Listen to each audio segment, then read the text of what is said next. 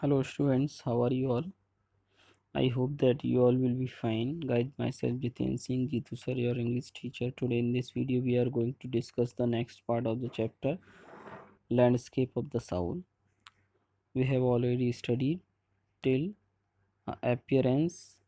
Today we will start from a classical Chinese.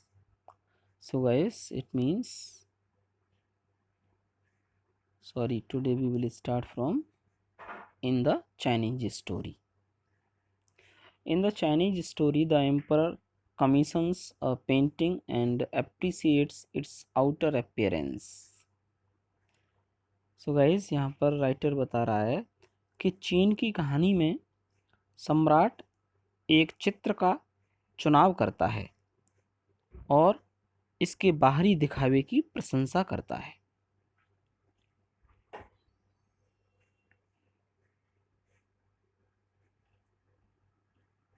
But the artist revealed to him the true meaning of his work.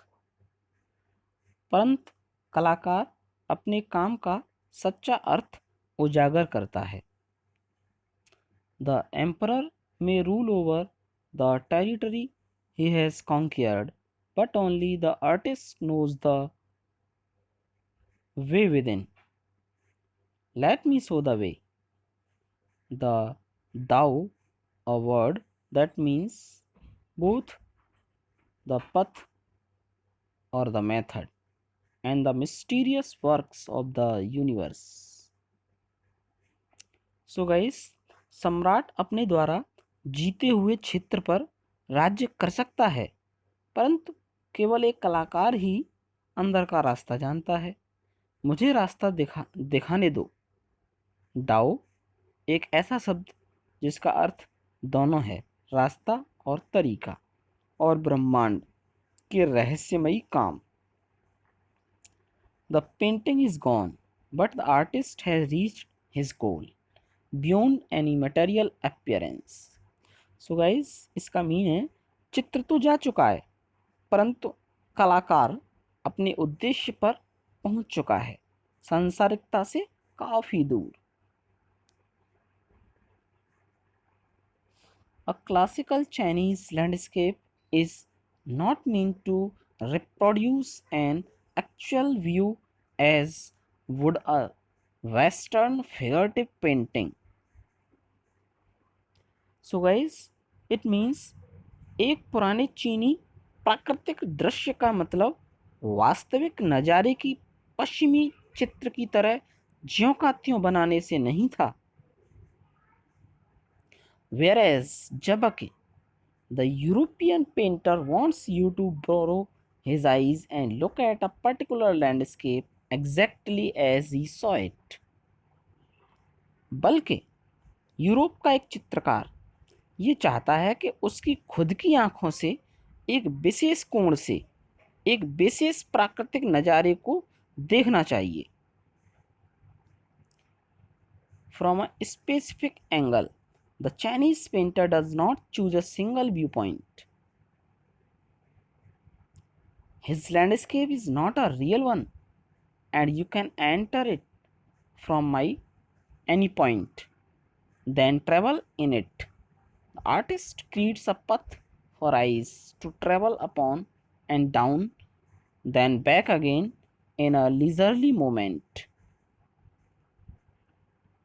जैसा कि वह खुद उसको देखता है, जबकि चीनी कलाकार केवल एक दृष्टिकोण नहीं अपनाता, उसका प्राकृतिक दृश्य वास्तविक नहीं है और आप इसमें किसी भी प्रकार की या किसी भी रास्ते से इसमें प्रवेश कर सकते हो, तब इसमें घुस सकते हो.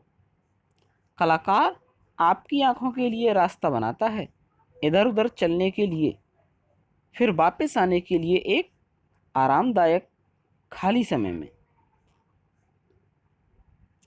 This is even more true in the case of the horizontal scroll, in which the action of slowly opening one section of the painting, then rolling it up to move on the other, adds a dimensions of time which is unknown in any other form of painting.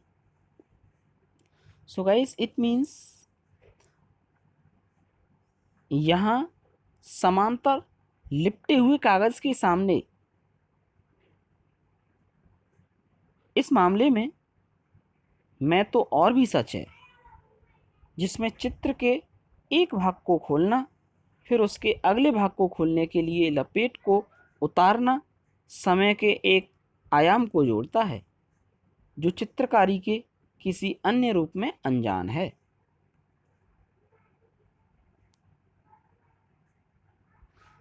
It also requires the active participation of the viewer, who decides at what pace he will travel through the painting, a participation which is physical as well as mental.